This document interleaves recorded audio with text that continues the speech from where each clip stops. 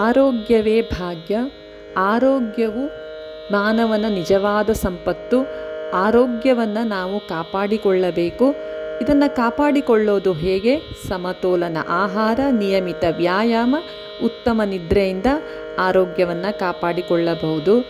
ನಾವು ಈ ಆರೋಗ್ಯವನ್ನು ಕಾಪಾಡಿಕೊಳ್ಳೋದ್ರಿಂದ ಜೀವನದಲ್ಲಿ ಬರುವ ಎಂತಹ ಕಠಿಣ ಸಮಸ್ಯೆಗಳನ್ನು ಎದುರಿಸಲು ನಮ್ಮ ದೇಹ ದೈಹಿಕವಾಗಿ ಮಾನಸಿಕವಾಗಿ ಸಿದ್ಧವಾಗಿರುತ್ತೆ.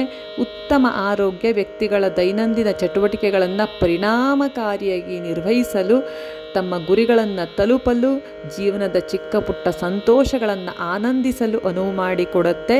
ಕಳಪೆ ಆರೋಗ್ಯವು ನಮ್ಮ ಅವಕಾಶಗಳನ್ನು ಸೀಮಿತಗೊಳಿಸುತ್ತೆ, ಮಿತಿಗೊಳಿಸುತ್ತೆ.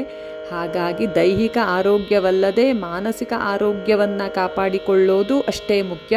ದೈಹಿಕ ಆರೋಗ್ಯಕ್ಕಾಗಿ ನಾವು ಡಾಕ್ಟರ್ ಬಳಿ ಹೋಗ್ತೀವಿ.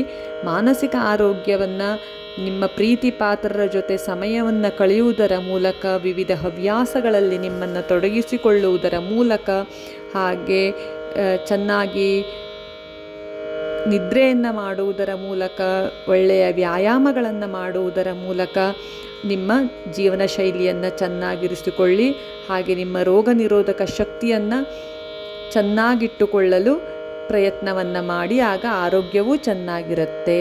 ಸಮಗ್ರ ಆರೋಗ್ಯ ವ್ಯವಸ್ಥೆಯನ್ನು ಹೊಂದಲು ಪತಂಜಲಿ ಮಹರ್ಷಿಗಳ ಶಿಷ್ಯರಾದಂತಹ ವಾಗ್ಭಟರು 1000 ಸೂತ್ರಗಳನ್ನು ನೀಡಿದ್ದಾರೆ.